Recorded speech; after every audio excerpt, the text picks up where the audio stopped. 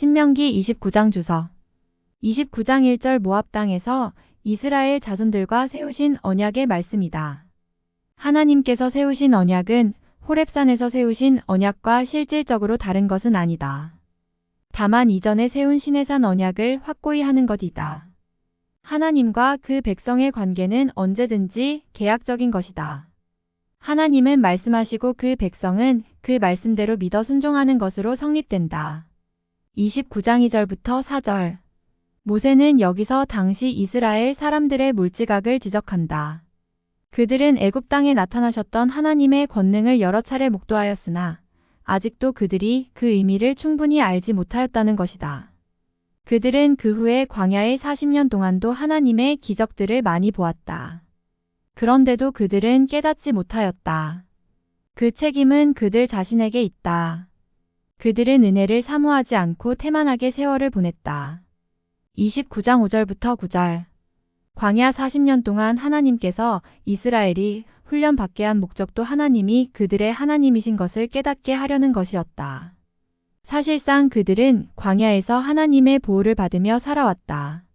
그들이 광야에서는 일반적으로 먹는 떡과 포도주 같은 것을 만나 볼 수 없었으나 하나님의 권능으로 만나와 반석에서 나는 물과 같은 것으로 생명을 유지하게 되었다. 이적을 베푸신 것은 사람들의 편리를 위한 것보다 그들이 하나님을 자기들의 하나님으로 알게 하려는 것이다. 이스라엘이 가나안 접경에 이르러서 헤스본 왕 시은과 바산 왕 옥으로 더불어 싸워 이기게 된 사실도 하나님의 기적으로 성립되었다.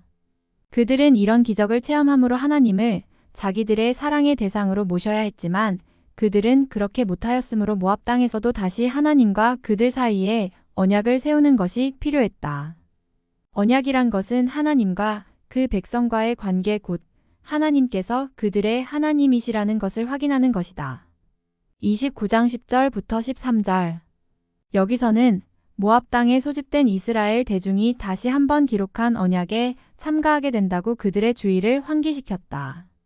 그 언약에 참가하는 자들의 범위는 매우 넓었다. 이 사실을 강조하기 위해 모세는 여러 가지로 말하였다. 심지어 유아들과 나그네 외국인으로서 이스라엘의 귀화한 자와 나무 패는 자와 물 깃는 자들까지 관설한다. 그뿐만 아니라 그때에 아직 나지도 않은 그들의 후손들까지도 그 언약에 참가하게 된다고 한다. 모압 평지에서 세우신 이 언약은 아주 새 것이 아니고 본래 아브라함 상대로 주셨던 것이었기에 그것은 모든 기독 신자들도 참가하게 되는 것이다. 29장 16절부터 18절 너희는 우리가 이집트 땅에서 어떻게 살아왔는지 또 여러 나라를 어떻게 지나왔는지를 기억하여라. 너희는 그들 가운데 있는 역겨운 것과 나무와 돌과 은과 금으로 만든 우상을 보았다. 우상에 해당하는 원어길룰은 굴리다는 뜻의 갈랄에서 온 말로 본래는 굴려서 운반하기에 편하도록 토막낸 통나무를 가리킨다. 점차 이것이 아무런 능력도 발휘하지 못하는 것이라는 점에서 우상을 뜻하게 되었다. 즉 이는 우상이 헛것임을 강조하고 있는 말이다. 29장 18절 독초나 쓴 열매를 맺는 뿌리 독초에 해당하는 로시는 본래 뱀의 독까지도 포함한 일반적인 독을 가리키는 말이다. 게세니오스는 이를 양귀비를 뜻하는 것으로 이해했다. 독초와 쑥은 모두 자생력과 번식력이 왕성한 야생식물을 가리킨다. 이것들은 독성이 강하며 매우 쓴 맛을 낸다. 따라서 여기서는 비유적으로 사용되어 패역한 마음으로 하나님을 거역하고 우상 숭배를 주장하는 자들을 가리키는 것으로 보아야 한다. 이러한 자들은 군중의 마음밭에 죄악의 독을 퍼뜨려 순식간에 그 공동체를 파멸로 몰아넣는 독초와 쑥의 뿌리 같은 자들이기 때문이다. 29장 20절부터 28절 여기서는 하나님을 떠나 강팍하게 우상 섬기는 자들을 벌하심에 대하여 말씀한다. 우리는 여기서 몇 가지 주목할 것이 있다. 하나님께서 그들을 벌하시되 율법책에 기록한 대로 하신다고 한다. 율법책에 기록된 것은 변할 수 없이 확실한 것을 가리킨다. 그런데도 불구하고 그런 벌을 받을 행동을 하는 사람이 있다면 그는 어김없이 그 벌을 받을 수밖에 없다. 후손들과 또 멀리 있는 이방인들도 이스라엘의 멸망받은 폐허를 보고 증거한다고 한다. 다시 말하면 하나님께서 이스라엘에게 우상을 섬기지 말라고 하신 것은 온 천하 사람이 알 수 있을 만큼 명백하였고 또한 그들이 그 죄로 멸망받은 것이 너무도 확실하기 때문에 그들의 후손과 또 멀리 있는 이방 사람들도 그것을 확신하고 증거까지 한다는 것이다.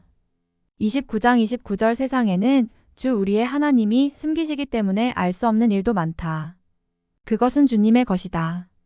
그러나 하나님은 그의 뜻이 담긴 율법을 밝히 나타내 주셨으니 이것은 우리의 것이다. 우리와 우리의 자손은 길이길이 이 율법의 모든 말씀에 순종해야 한다. 계시되지 않은 오묘한 일들은 하나님만이 아신다. 그러나 나타난 일, 곧 계시된 말씀은 하나님의 백성이 관계할 것이라는 뜻이다. 다시 말하면 그들은 그들에게 계시된 율법 말씀을 지킬 책임이 있다는 것이다.